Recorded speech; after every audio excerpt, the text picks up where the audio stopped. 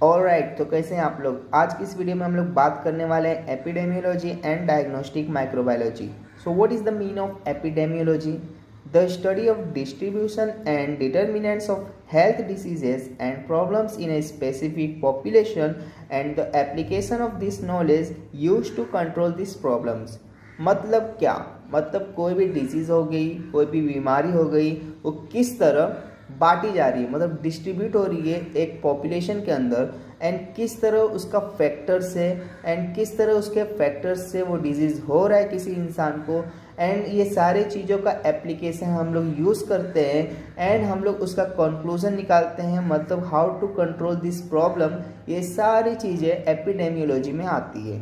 ठीक है, यहाँ पर मैंने लिखा भी है सिंपल वर्डिंग में, what is the mean of distribution, different patterns. मतलब कोई भी बीमारी हो गई हम लोग को तो उसका पैटर्न डिफरेंट होता है। फॉर एग्जांपल हो गया अपना खांसी, वो जब तक आसपास इंसान बैठेगा नहीं तब तक वो ट्रांसफ़र नहीं होता है, मतलब शॉर्ट रेंज में वो ट्रांसफ़र होता है। एंड वैसे ही अलग अलग डिसीजेज है, मलेरिया हो गया, किस तरह वो ट्रांसफ़र होता है, उसका पैटर्न किस तरह आता है इंसानों के अंदर, ये सारी चीज़ें आ जाती है डिस्ट्रीब्यूशन में। एंड उसका फ्रीक्वेंसी किस तरह होता है डिसीज का, ये सारी चीजें आ जाती है डिस्ट्रीब्यूशन में। ठीक है, बात करते हैं डिटर्मिनेंट्स की। तो डिटर्मिनेंट्स मतलब फैक्टर्स, किस तरह होता है कोई भी बीमारी। अगर हम लोग एग्जाम्पल ले मलेरिया का, तो जब तक मॉस्किटो हम लोग को बाइट नहीं करेगा तब तक मलेरिया होगा नहीं। ठीक है, ऑक्यूरेंस ऑफ डिसीज, किस तरह का डिसीज है हम लोग को पता चलता है ना।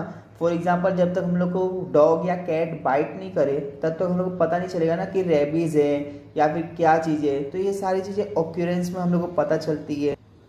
इन्वायरमेंटल है या फिर बिहेवियरल इन्फ्लुएंस है, ये सारी चीज़ें हम लोग को डिटर्मिनेंट्स के थ्रू पता चलती है। हेल्थ डिसीज़ क्या है एंड उसका जो प्रॉब्लम्स रहता है वो पता करके हम लोग को उसका एप्लीकेशन निकालते हैं, सर्च करते हैं कि how to prevent this problem, and at the end हम लोग उस बीमारी को कंट्रोल कर लेते हैं। ठीक है, तो चलते हैं सेकेंड पेज पे, जो हमारा है स्पोरेडिक डिसीज। ठीक है, स्पोरेडिक डिसीज मतलब क्या, पहले तो समझ लो डिसीज क्या है।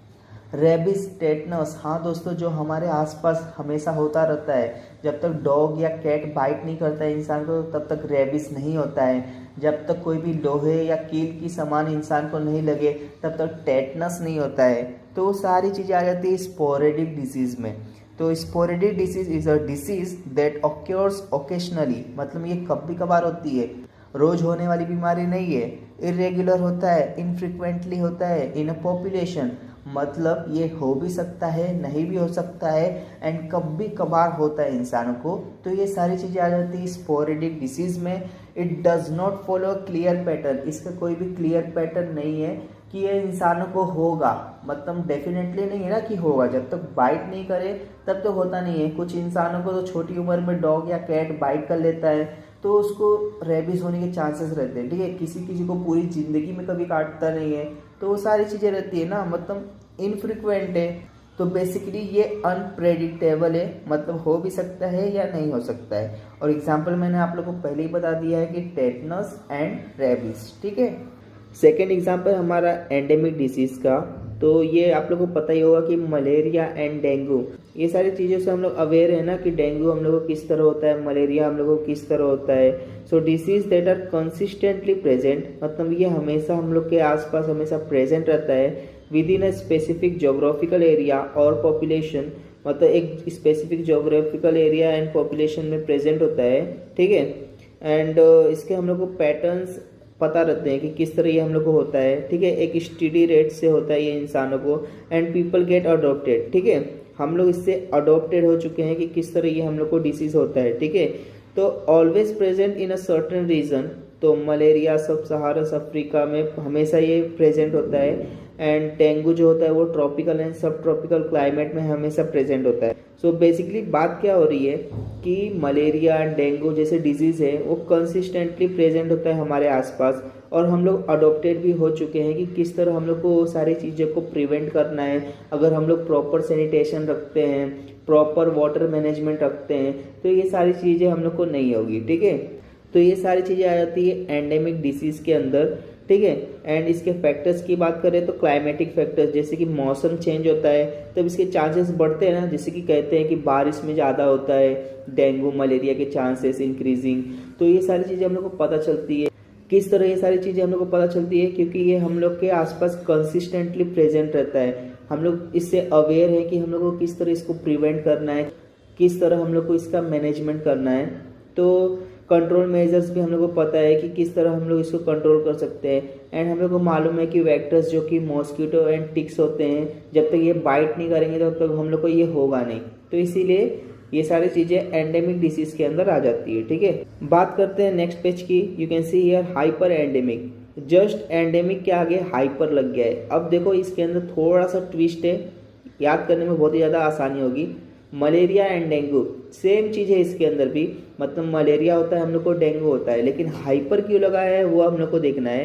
तो it's like endemic but more intense, मतलब जस्ट ये एंडेमिक के जैसा ही है लेकिन इंटेंस ज़्यादा है, मतलब बहुत ही ज़्यादा मात्रा में इसका ट्रांसफ़र होता है। ठीक है, तो consistently present in a population but at very high rate, मतलब ये भी कंसिस्टेंटली प्रेजेंट है हमारे पॉपुलेशन में, बट ये हाई रेट के साथ प्रेजेंट रहता है एंड हाई ट्रांसमिशन रेट रहता है, मतलब बहुत ही ज़्यादा लोगों को अफेक्ट करता है, इन्फेक्ट करता है। ठीक है, बहुत सारे लोग जब बीमार होने लगे, बहुत सारे लोग जब अनहेल्दी होने लगे और बहुत सारे लोग मरने लगे, तो पता चल जाता है कि ये हाइपर एंडेमिक है। मतलब एंडेमिक तो ठीक है, मतलब उसका इलाज हो गया, छोटे रेंज में कुछ लोग को हुआ, हम लोग उसका इलाज करा लिए, लेकिन अगर हाइपर एंडेमिक हो गया मतलब बहुत ही ज़्यादा लोग को वो इन्फेक्ट कर रहा है, ट्रांसमिशन रेट इसका बढ़ गया है, तो ये हाइपर एंडेमिक में आ जाता है। ठीक है, now we will talk about epidemic disease.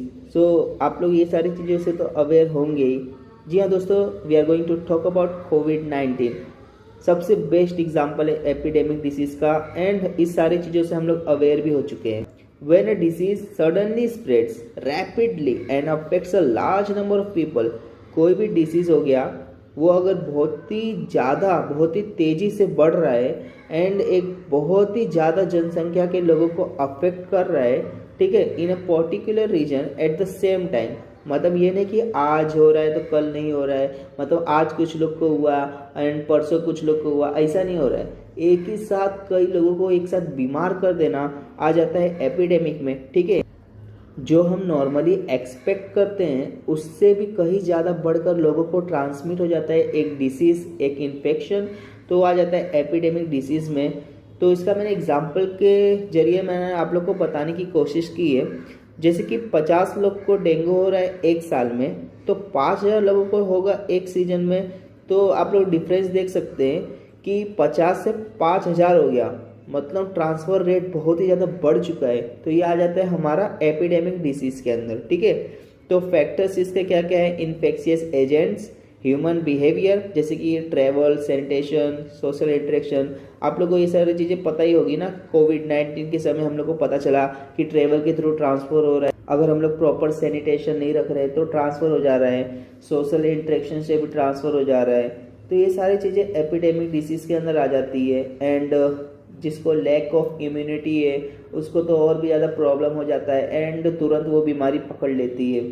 तो ये सारी चीज़ें एपिडेमिक डिसीज़ के अंदर आ जाता है। ठीक है, आगे बढ़ते हैं हम लोग पैंडेमिक डिसीज़। जी हाँ दोस्तों, सेम ये भी एपिडेमिक के जैसे ही है, लेकिन इसको पैंडेमिक इसलिए कहते हैं क्योंकि a pandemic is an epidemic that spreads across many countries और द होल वर्ल्ड। जी हाँ दोस्तों, ये स्प्रेड तो हो रहा है, लेकिन जैसे कि एपिडेमिक था अपना, वो एक छोटे से मतलब पॉपुलेशन में स्प्रेड हो रहा था बहुत ही तेज़ी के साथ, लेकिन एपिडेमिक में ऐसा हो जा रहा था कि वो पूरे दुनिया को एक साथ मतलब इन्फेक्ट कर रहा था, तो वो हो जाता है पेंडेमिक में। ठीक है, that spreads across many countries और the whole world affecting a very large number of people. तो इसका भी एग्जाम्पल कोविड-19 एंड स्पेनिश फ्लू करके इसका एक एग्जाम्पल है। ठीक है, अगर आप लोग एपिडेमियोलॉजी पढ़ रहे हो तो आप लोग को ये पता होना चाहिए what is the mean of index case and what is the mean of outbreak. ठीक है, इंडेक्स केस ऐसा हो जाता है कि first individual to be identified with a particular disease, not necessarily first case but rather than first one to be recognised.